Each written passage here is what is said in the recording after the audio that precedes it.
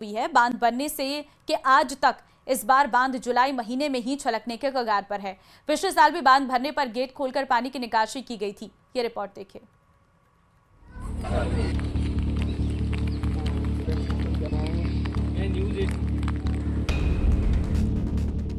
बीसलपुर बांध से good news, पहली बार जुलाई में भर सकता है बांध।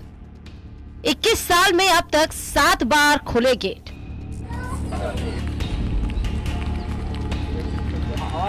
प्रदेश भर में इंद्रदेव खासे मेहरबान है और खास तौर पर बीसलपुर बांध के कैचमेंट एरिया में अच्छी बारिश हुई है।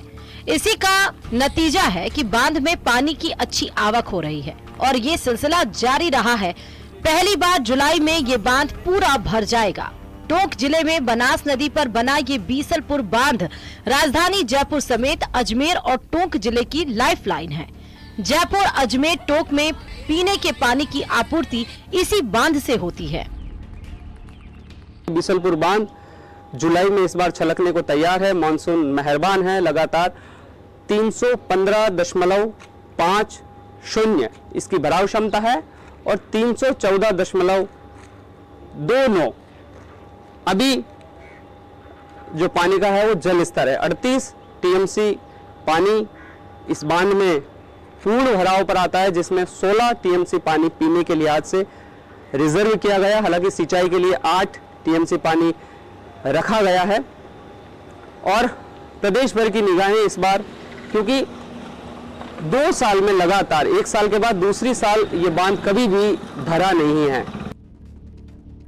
बीसलपुर बांध वर्ष 1985 में बांध का शिलान्यास हुआ। बांध का निर्माण 1999 में पूरा हुआ।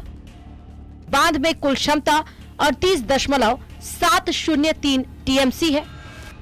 वर्ष 2004 में बांध पहली बार पूरा भरा। बांध से पानी निकासी के लिए कुल 18 गेट है। 16 टीएमसी पानी पेयजल आपूर्ति के लिए रिजर्व है। 8 टीएमसी पानी सिंचाई के लिए तय है। 8 टीएमसी पानी वाष्पीकरण में चला जाता है। बीसलपुर बांध के डूब क्षेत्र में करीब 68 गांव हैं। 25 गांव पूरी तरह डूबे, 43 गांव आंशिक रूप से डूबे हैं। अब आपको बताते हैं 21 साल में 7 बार कब कब खुले गेट। 16 अगस्त 2004, 19 अगस्त 2006, 13 अगस्त 2014, 9 अगस्त 2016, 19 अगस्त 2019, 26 अगस्त 2022, 6 सितंबर 2024। आवाज आ रही है सर? बीसलपुर बांध में पानी की अच्छी आवक से जयपुर, टोंक और अजमेर की जनता तो खुश है ही, बीसलपुर नहर क्षेत्र के किसानों में भी खुशी की लहर है। बांध पूरा भर जाने पर बीसलपुर नहर क्षेत्र के किसानों को भी तोहफा मिलेगा। बांध से नहरों में पानी छोड़ा जाएगा और सिंचाई के लिए किसानों को परेशान नहीं होना पड़ेगा। यही वो बांध है जो आधे राजस्थान को पानी पिलाता है। मानसून की अच्छी बारिश के बाद अब ये देखने वाली बात है कि ये जुलाई में कब तक पूर्ण भराव क्षमता पर पहुंचता है। न्यूज़ 18 राजस्थान, दौलत तारिक, टोंक। झुंझुनू से बड़ी खबर है। उप पंजीयन कार्यालय में जांच के लिए जयपुर से पहुंची टीम। राजस्व, सूचना और आर्थिक अपराध निदेशालय की आई है टीम। राजस्व हानि की शिकायतों की जांच के लिए पहुंची टीम। 5 सदस्यीय टीम में 2 तहसीलदार भी शामिल। डीएलसी दरों में हेराफेरी से राजस्व हानि की शिकायतों की जांच के लिए ये टीम पहुंची है। उप पंजीयक राम सिंह सैनी के कार्यकाल में दस्तावेजों की ये जांच जो है वो की जा रही है।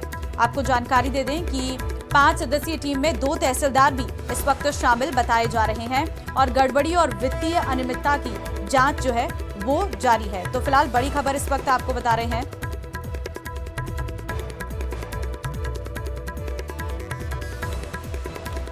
राजस्व हानि की शिकायतों की जांच के लिए ये यहां पर पहुंची है। 5 सदस्यीय टीम है जिसमें बताया जा रहा है कि इसमें 2 तहसीलदार भी शामिल है।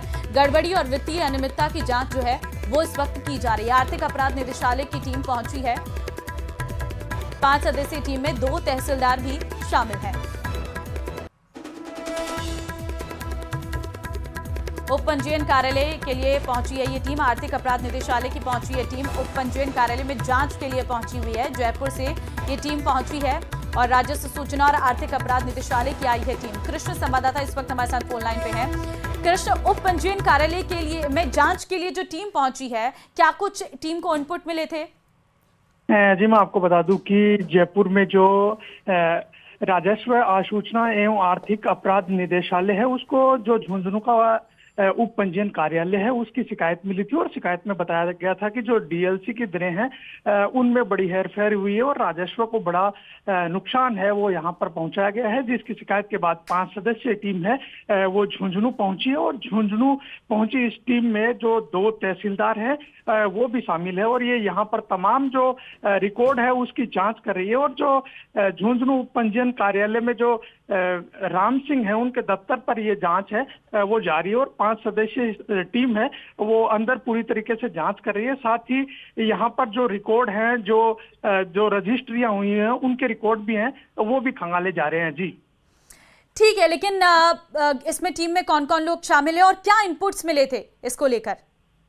जी, जो शिकायत की गई थी उसमें बताया गया था कि जो यहाँ से जो तमाम रजिस्ट्रियां हुई हैं उनमें जो डीएलसी की जो दरें सरकार द्वारा निर्धारित की गई है, उन दरों में हेरफेर करते हुए रजिस्ट्रियां हैं वो की गई है और इनके माध्यम से जो राजस्व को है वो बड़ा नुकसान हुआ है। तो इसकी शिकायत के बाद ये टीम है ये यहाँ पर पहुंची है और टीम है। ठीक है कृष्ण, बहुत धन्यवाद आपका तमाम जानकारी देने के लिए। क्या आपने कभी सुना या देखा है मगरमच्छ ने अपना रंग बदल लिया हो? शायद नहीं, लेकिन कोटा से आई एक तस्वीर चौंकाने वाली है और यही सच बयां कर रही है। फैक्ट्रियों से निकलने वाले केमिकल युक्त पानी का असर इतना भयानक कि काले और मटमैले मगरमच्छ अब सफेद हो गए हैं। ये रिपोर्ट देखिए।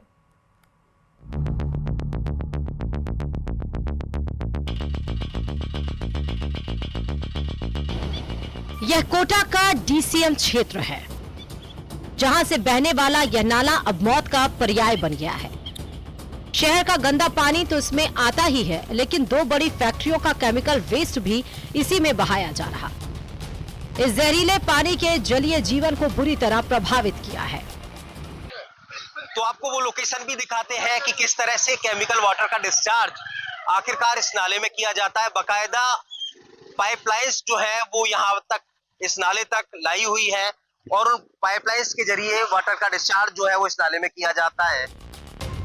अब इसी नाले में पलने वाले मगरमच्छों की त्वचा सफेद हो चुकी है। जिन मगरमच्छों को आपने हमेशा काले या मटमैले रंग में देखा होगा, अब वो सफेद चमड़ी वाले दिख रहे हैं। और यही नहीं, उनका व्यवहार भी अब आक्रामक होता जा रहा है। ये वो प्रशासन ने इसमें बिल्कुल लापरवाही बरती हुई है। यहाँ पर 3 तरीके से इसका वायलेशन हो रहा है। एक तो पॉल्यूशन कंट्रोल बोर्ड को जो इंटरफेयर करना चाहिए था वो नहीं हो रहा। एक यहाँ के तहसीलदार को जो यहाँ पर अवैध रूप से गैर मुमकिन नदी के बीच में इन्होंने 2 पाइपलाइन डाली हुई है, ये वायलेशन है जो कि रेवेन्यू डिपार्टमेंट को इस पे एक्शन लेना चाहिए। मामले पर वर्धमान महावीर खुला विश्वविद्यालय में असिस्टेंट प्रोफेसर संदीप हुड्डा ने शोध कर यह पुष्टि की कि नाले में मौजूद पानी में भारी मात्रा में केमिकल्स हैं, जिनका प्रभाव सीधे तौर पर मगरमच्छों की त्वचा और जीवन पर पड़ा है। एक ऐसी चीज है जो हर किसी प्राणी को प्रभाव, उसमें क्रोकोडाइल भी अछूता नहीं, उसके अंदर दूसरे पाए जाने वाले जलीय जीव जो अपन पानी की बात कर रहे हैं उसमें भी अछूते हैं। तो निश्चित रूप से जो प्रदूषण है वो छोटे से छोटा जो जलीय जीव है, जल प्रदूषण की मैं बात कर रहा हूँ, उसको भी प्रभावित कर रहा है। बता दें, यह नाला आगे जाकर चंद्रलोई नदी में मिल जाता है, जिसे मगरमच्छों की नदी कहा जाता है। इस क्षेत्र में अनुमानित तौर पर 1000 से अधिक मगरमच्छ निवास करते हैं। यदि यही स्थिति बनी रही तो इस प्रजाति का अस्तित्व भी संकट में पड़ सकता है। वहीं ग्रामीणों का कहना है कि केवल जलीय जीव ही नहीं, इंसानों पर भी इसका दुष्प्रभाव नजर आ रहा। ये इसमें से फैक्ट्री में से केमिकल का पानी आता है, इसलिए पूरा इनका कलर भी बदल गया, मर भी गए यहाँ बहुत। और इधर से सर आप देखिए कि आप पूरा पानी कितना व्हाइट हो रहा है, तो वो केमिकल बेके आ रहा है डीसीएम से फैक्ट्री से, तो इसकी बदबू आती है भयंकर। आते जाते परेशान, सांस लेने में दिक्कत होती है। अब सवाल यही कि अब असर इतना स्पष्ट है तो कार्रवाई क्यों नहीं? क्या प्रशासन किसी बड़े नुकसान का इंतजार कर रहा, या फिर पर्यावरणीय संतुलन अब नीति निर्माताओं की प्राथमिकता से बाहर हो गया? बड़ा सवाल यही कि आखिर सिस्टम कब जागेगा, प्रशासन कब एक्शन लेगा और कब एक्शन के साथ जमीनी धरातल पर काम होगा, ताकि जलीय जीवों पर आए संकट को बचाया जा सके, मगरमच्छों पर हो रहे बड़े बदलाव को रोका जा सके। हिमांशु मित्तल, न्यूज़ 18 कोटा।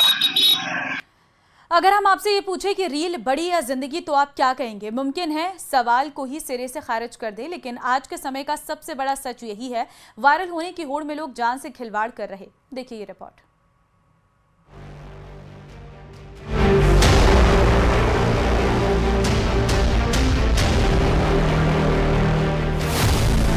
रील बनाने की ये कैसी सनक, वायरल होने की होड़ में जान से खिलवाड़।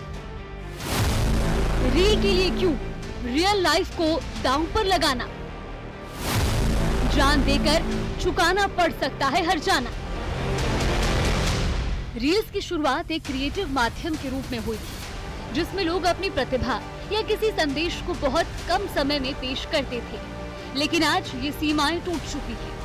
रील्स का जुनून न सिर्फ लोगों की मानसिकता बिगाड़ रहा है, बल्कि उनकी जान को भी खतरे में डाल रहा है। ऐसी ही 2 तस्वीरें आपके टीवी स्क्रीन पर। जहां तक नजर वहां तक हरियाली की चादर, आसमान में उमड़ते घुमड़ते बादल और प्रकृति की गोद में हंसता खिलखिलाता दमोह झरना। खूबसूरती ऐसी कि मंत्र मुग्ध हो जाए। बारिश के साथ ही दमोह का झरना भी शुरू हो गया है। रोमांच की तलाश में रहने वाले युवा पहुंचने लगे हैं। वैसे यहाँ तक पहुँचने की राह आसान नहीं, खाबड़ रास्ता, पथरीला इलाका, बुनियादी सुविधाओं का अभाव, जंगली जानवरों की दहशत। खैर, लेकिन तमाम मुश्किलों को मात देकर जोशीले पर्यटक दमोह झरना तक पहुँचते हैं और रील बनाने के चक्कर में ऐसी हरकतें करने लगते हैं कि बस पूछिए मत। ये देखिए कैसे ये युवक झरने के सबसे ऊपरी हिस्से पर खड़ा है। बताने की जरूरत नहीं कि इसकी जरा सी चूक इसके हंसते खेलते वजूद को खत्म कर सकती है। सन मथुरा क्षेत्र में स्थित दमोह झरना मॉनसून में पर्यटकों के आकर्षण का केंद्र बन जाता है। अब तक दमोह झरने में कई जानें जा चुकी हैं। इसके बावजूद लोगों में जागरूकता की भारी कमी है। प्रशासन बार बार लोगों से सुरक्षा मानकों के पालन की अपील कर चुका है। खतरनाक स्थानों पर जाने से बचने की चेतावनी जारी कर चुका है। लेकिन युवा रील बनाकर न सिर्फ अपनी जान जोखिम में डाल रहे हैं, बल्कि दूसरों को भी ऐसा करने के लिए प्रेरित कर रहे हैं। गंभीर नदी में पानी की आवक जारी है और ऐसे में कुछ लोग पानी के बीच पहुंचकर सोशल मीडिया पर वायरल होने के लिए रील बनाने के चक्कर में अपनी जान जोखिम में डाल रहे हैं।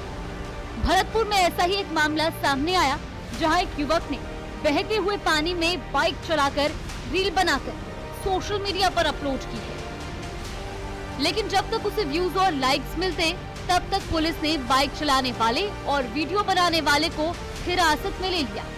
पुलिस ने दोनों युवकों को हिरासत में लेकर माफी मांगते हुए वीडियो बनाया और लोगों से अपील की कि अगर किसी ने पानी वाले इलाके में इस तरह की हरकत की तो उसके खिलाफ भी इसी तरह की कार्रवाई की जाएगी।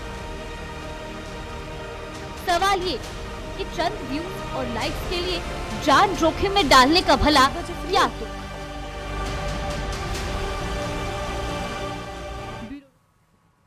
और चलिए इस बुलेटिन में फिलहाल के लिए बस इतना ही। बाकी अन्य खबरों के लिए आप बने रहिए हमारे साथ। नमस्कार।